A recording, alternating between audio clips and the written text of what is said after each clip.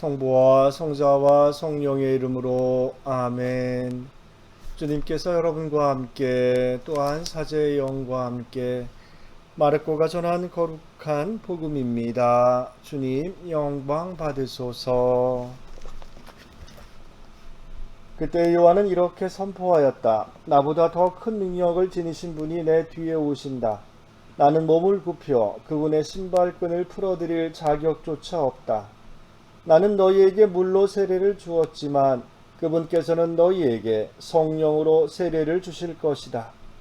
그 무렵에 예수님께서 갈릴레아 나자렛에서 오시어 요르단에서 요한에게 세례를 받으셨다.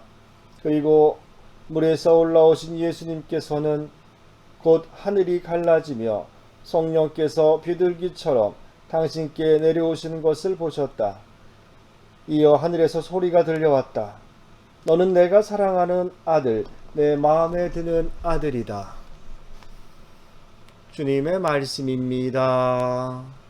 그리스도님 찬미합니다.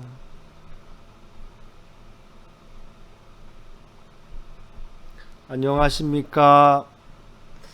날씨가 많이 추워졌는데 잘 지내고들 계십니까? 이번 주 그리고 다음 주 화요일까지 많이 춥다고 합니다.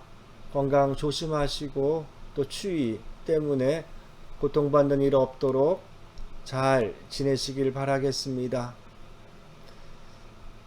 저는 어릴 때 세례를 받았습니다. 유아 세례지요.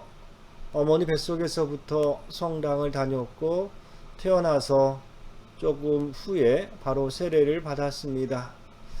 그래서인지 저는 성당이라는 곳이 낯선 곳이 아니었고 어릴 때부터 어머니와 함께 갔던 그런 친숙한 곳이었습니다. 학교를 다녀오다가도 들려서 마당에서 놀기도 하였고 친구들과 함께 만나기도 하였고 주일학교 선생님들과 함께 지냈던 곳이기도 합니다. 그리고 신학교에 들어가고 신부가 되니 성당은 저에게 더 친근한 곳이 되었습니다. 만약에 제가 세례를 받지 않았다면 성당은 저에게 그렇게 친근한 곳이 아니겠지요. 성당에서 지내는 것조차 어려웠을지 모릅니다. 그런데 성당이 저에게 친근했지만 세례 받았다는 사실은 한참이 지나서야 깨달았습니다. 물론 세례를 받아서 세례병이 있어서 집에서도 또 주일학교에서도 성당에 가면 늘 저에게 토마스라는 이름으로 저를 불러주었지만 실상 제가 내가 세례를 받았고 내가 신앙인이구나 라고 깨달은 것은 신학교 들어갈 때쯤이었던 것 같습니다. 그때서야 제가 세례라는 것을 기록을 보게 되었고 견진성사를 언제 받았는지 그런 기록도 보게 되었던 것 같습니다.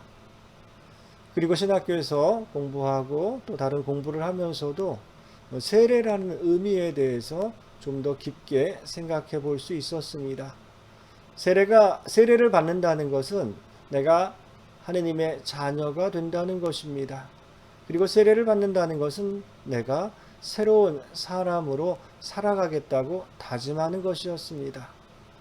물론 어릴 때 세례를 받았기 때문에 그런 다짐도 그런 느낌도 받지 못했지만 한참이 지나서 느낀 세례의 의미는 그 무엇보다 크고 중요하다는 것을 깨달았습니다.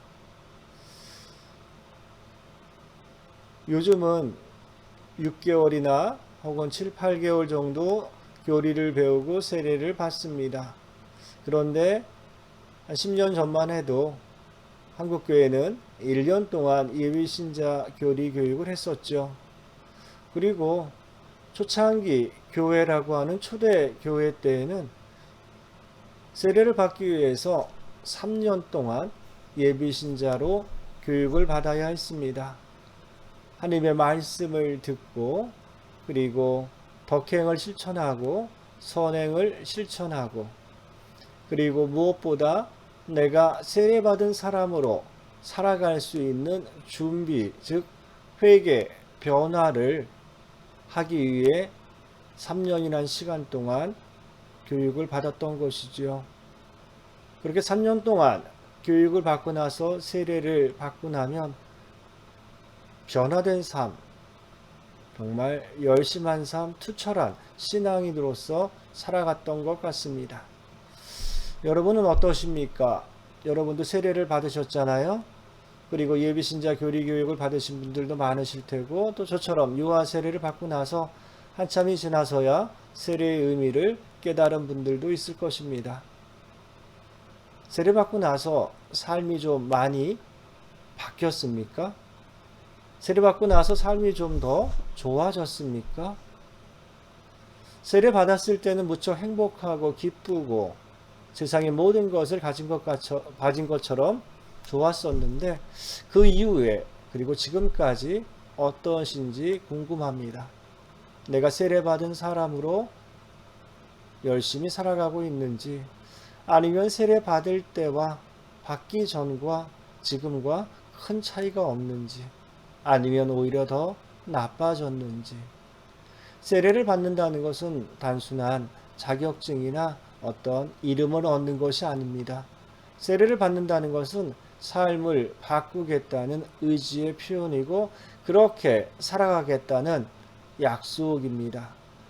그래서 오늘 복음에서 나오는 것처럼 세례 받는 이는 하나님께서 예수님께 말씀하셨던 것처럼 이는 내 사랑하는 아들, 내 마음에 드는 아들이다 라는 것입니다. 즉 세례를 받았고 세례를 받고 살아간다는 것은 내가 하느님 마음에 들고 하느님의 사랑을 받는 사람으로 살아가겠다는 것입니다. 그것이 한순간이 아니라 매 순간순간 그렇게 해야 한다는 것이죠.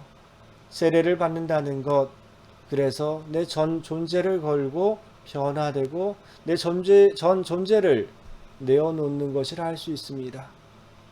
무엇을 얻기 위해서, 무엇을 더 많이 갖기 위해서 세례를 받는 것이 아니라 세례를 통해서 하느님의 자녀로서 영원한 생명을 얻기 위함이지요. 이 모든 것들이 우리에게는 참으로 중요합니다.